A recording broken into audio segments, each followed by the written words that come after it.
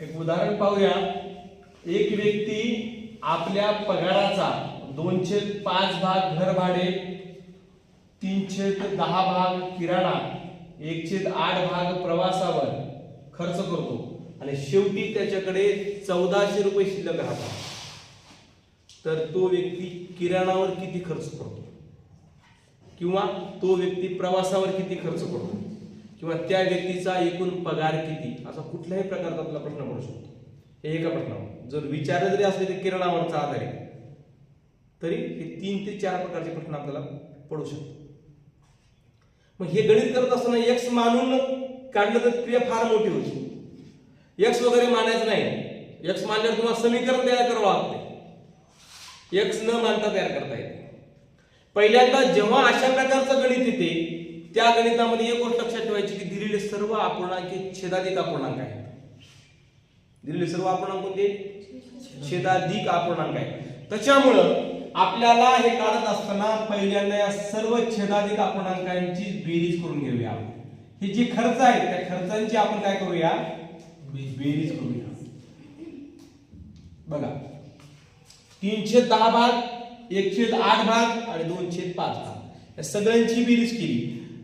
10, 8 आणि 5 यांचा छेद समान करावा, म्हणजे लसावी करावा लागतो. लसावी येतो 40. यांचा लसावी किती येतो? 40 आला. छेद समान केलं मी, याचा लसावी आला 40. 10 ला कितीने भाग गुणल्यावर 40 येते? 4 ने. अंशाला पण गुणा, 4 त्रिक 12. अधिक 8 ला कितीने गुणल्यावर 40 येते? 5 ने गुणल्यावर 40 येते. म्हणजेच वर 5 आणि 5 ला 8 ने, 8 दुनी 16. म्हणजेच आपण त्याचे काय म्हणू शकतो?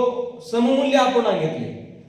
3/10 चा 12/40 घेतला, 1/8 चा 5/40 घेतला आणि 2/5 चा 16/40. काही डाऊट आहे का सांगायचं? काही डाऊट आहे? नाही. त्या सर्वांची जर तुम्ही बेरीज केली तरी बेरीज ती 12 आणि 5 17, 17 आणि 16 किती आला? 33/40.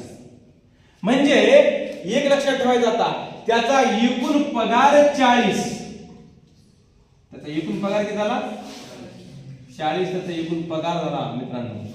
आणि हा 33 म्हणजे काय झाला? खर्च झाला. 33 म्हणजे काय झालं? त्याचा खर्च झाला. मग आता आम्हाला सांगा की आम्हाला काय कशाला खर्च करायचे? 3/10 चा. 3/10 म्हणजे किती आलं? तो 12/40 आलं. एकूण पगार किती आला? 40 आला. बरोबर. आम्हाला खर्च कोणता काढायचे? 12. आता मला सांगा त्याची बचत किती होते? 1400 रुपये. मग मला सांगा 33 पैकी 40 पैकी 33 खर्च करतो तर शिल्लक किती राहते? 7 शिल्लक राहतात. अपूर्णांकात पहा पहिल्यांदा. 40 पैकी 33 खर्च करतो तर शिल्लक किती राहतो त्याच्याकडे? 7 शिल्लक राहते. 7 ची किंमत आम्हाला माहिती आहे, 1400 आहे. बरोबर आहे. तर आम्हाला किंमत कोणती काढायची? 12 ची किंमत करायची. किराणा म्हणजे हा जो आहे, लक्षात घ्या, हा जो आहे काय 12 म्हणजे किराणा झाला. 12 म्हणजे काय झाला? किराणा. 5 म्हणजे काय झालं? प्रवास. आणि 16 म्हणजे काय झालं? घर भाडे. बरोबर आहे. त्याच्यामध्ये तुम्हाला काही पण काढता येते. त्याच्यात तुम्हाला काही पण करता येते. कळले?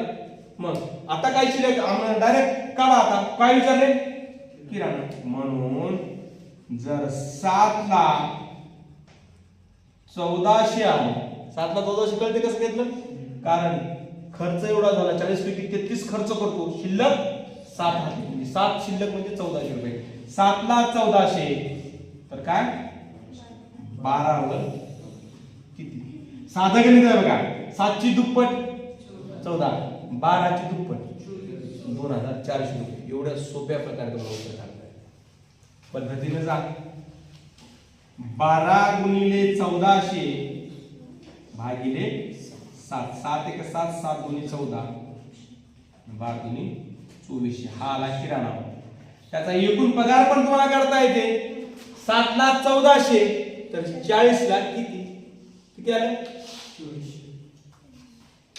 एकूण पगार 7 ला 1400 तर 40 ला किती आता सांगितले गेले 7ची दुप्पट 14 आली तसं 40ची दुप्पट 80 करा पुढे 2 शून्य लावा 8000 त्याचा एकूण पगार हा 8000 रुपयाचा एक्स न मानता 30 ते 40 सेकंदाच्या आत तुम्हाला हे उत्तर काढता येते फक्त याचा सराव करायचा जास्त ओके राईट सर खर्च किती